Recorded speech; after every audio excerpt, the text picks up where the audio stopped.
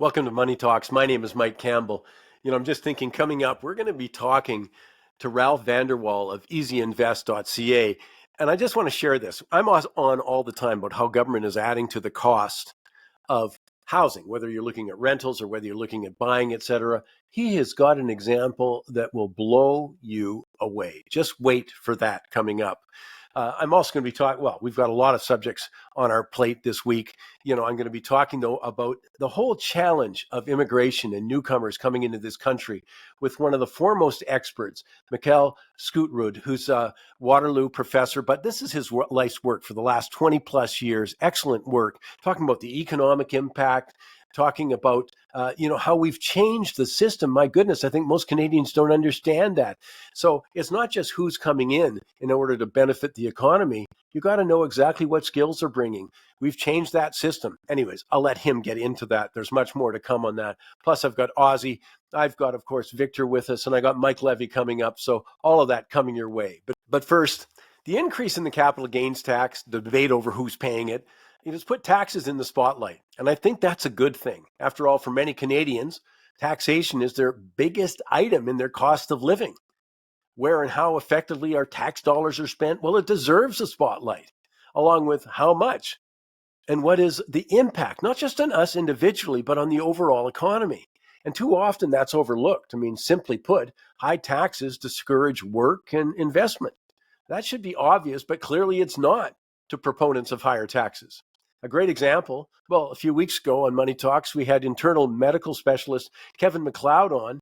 Dr. MacLeod talked about the impact of the increase in capital gains tax on doctors who had, with the urging of the government and other professionals, they were told to organize their practice as a corporation, as a way of saving for retirement. The government part's important. Doctors work under that single pay system of government, but they weren't included in retirement plans of other medical professions like the nurses or what have you. So in return, the government encouraged doctors to form corporations in order to save for their retirement. And under the new capital gains tax, they don't get, again, because it's a corporation, they don't get the benefit of the $250,000 capital gains. They pay on the first dollar. And that's on, a marginal tax rate, chances are, is 54%. That means for some patients, the doctor's only keeping 46 cents on the dollar. And then they have to pay for their office overhead and staff out of that. Well, for many, it's simply not worth it. They prefer to take the time with the family or maybe do other things. And that's going to put even more strain on patient care. That should be, by the way, understandable to everyone, but in case it's not, let me give you an example. Years ago, Forbes magazine columnist Rich Kagard had this great illustration of the impact of tax rates. And it goes like this. Let's say each day of the week had a different income tax rate. So if you worked Monday, you paid no tax, zero. You're taxed 25% of what you earn on Tuesday, 50% of what you earn on Wednesday, 75% on Thursday, and 100% of your income would be taxed on Friday. So here's the question. Which day would you like to work? Well, I don't think it matters what your political leanings are. You'd choose to work on Monday, and nobody would choose to work Fridays when every cent of the income is taxed. That's the impact on taxes on behavior, whether we're talking work or investment. It's pretty easy to understand, yet proponents of high income taxes continually ignore the disincentive to work that higher taxes create. When they propose raising taxes on that much vilified 1% or even 10%, but again, let's talk about the 1% for a minute. That means they're talking about people who earn over $290,000. They pretend that no one is going to choose to work less or move to another jurisdiction, as Dr. Kevin MacLeod tells us, is likely to happen. So to say you don't understand or ignore it as those who want higher taxes than someone else do, I think is dishonest, disingenuous. But people do understand and its implications. For example, if you like to answer, hey, I'll work on Mondays, but you still want government services, well, the only way that happens is for people to work on the Thursdays or Fridays.